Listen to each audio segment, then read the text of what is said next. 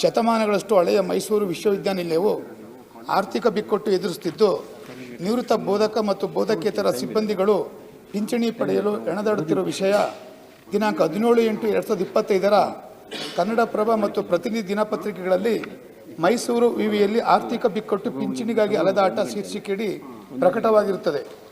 ಮಂಡ್ಯ ಮತ್ತು ಚಾಮರಾಜನಗರವನ್ನು ಪ್ರತ್ಯೇಕ ವಿಶ್ವವಿದ್ಯಾನಿಲಯಗಳಾಗಿ ವಿಂಗಡಿಸಿದ್ದರಿಂದ ಸ್ನಾತಕೋತ್ತರ ಕೋರ್ಸ್ಗಳ ಕಾಲೇಜುಗಳಾಗಿ ವಿಭಜಿಸಲಾಗಿದ್ದು, ಹೀಗಾಗಿ ಮೈಸೂರು ವಿಶ್ವವಿದ್ಯಾನಿಲಯಕ್ಕೆ ಹಣ ಒದಗಿಸಲು ಸಾಧ್ಯವಾಗಿಲ್ಲ ಎನ್ನುವುದು ತಿಳಿದು ಬಂದಿರುತ್ತದೆ. ಮೈಸೂರು ವಿಶ್ವವಿದ್ಯಾನಿಲಯಕ್ಕೆ 2025-26 ಬಜೆಟ್ ಅಂದಾಜಿನಲ್ಲಿ ಸರ್ಕಾರಕ್ಕೆ ಪಿಂಚಣಿ ಅನುದಾನವಾಗಿ 157.54 ಕೋಟಿಗಳ ಬೇಡಿಕೆ ಇಡಲಾಗಿತ್ತು.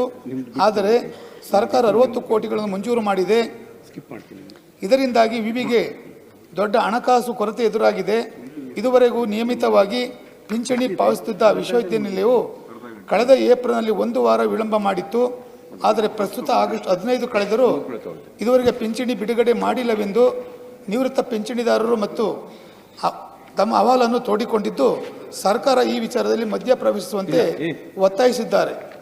ಒಂದು ಕಡೆ ರಾಜ್ಯದ ಎಲ್ಲ ವಿಶ್ವವಿದ್ಯಾನಿಲಯಗಳು ನಿವೃತ್ತರ ಪಿಂಚಣಿ ಪಾವತಿಸಲು ತಮ್ಮದೇ ಆದ ಆದಾಯವನ್ನು ಗಳಿಸಬೇಕು ಎಂದು ಸರ್ಕಾರ ಸ್ಪಷ್ಟಪಡಿಸಿದೆ. ಇದರ ಜೊತೆಗೆ ಹೆಚ್ಚುವರಿ ಬೋಧಕೇತರ ಸಿಬ್ಬಂದಿ ನೇಮಕಾತಿಯು ಆರ್ಥಿಕ ವ್ಯವಸ್ಥೆಗೆ ಒಂದು ಕಾರಣ ಎಂದು ಮೂಲಗಳು ತಿಳಿಸಿವೆ. ಮೈಸೂರು ವಿಶ್ವವಿದ್ಯಾನಿಲಯವು ಈ ಬಿಕ್ಕಟ್ಟಿಂದ ಹೊರಬರಲು ರಾಜ್ಯ ಸರ್ಕಾರ ಹಣ ಬಿಡುಗಡೆ ಮಾಡುವುದೊಂದೇ ಮಾರ್ಗವಾಗಿದ್ದು, ಮೈಸೂರು ವಿಶ್ವವಿದ್ಯಾನಿಲಯ 3 ವಿಶ್ವವಿದ್ಯಾನಿಲಯವಾಗಿ ವಿಭಜಿಸಿದ್ದೇ ಈ ಪರಿಸ್ಥಿತಿ ಕಾರಣವಾಗಿದೆ ಎನ್ನುವುದು ತಜ್ಞರ ಅಭಿಪ್ರಾಯವಾಗಿದೆ.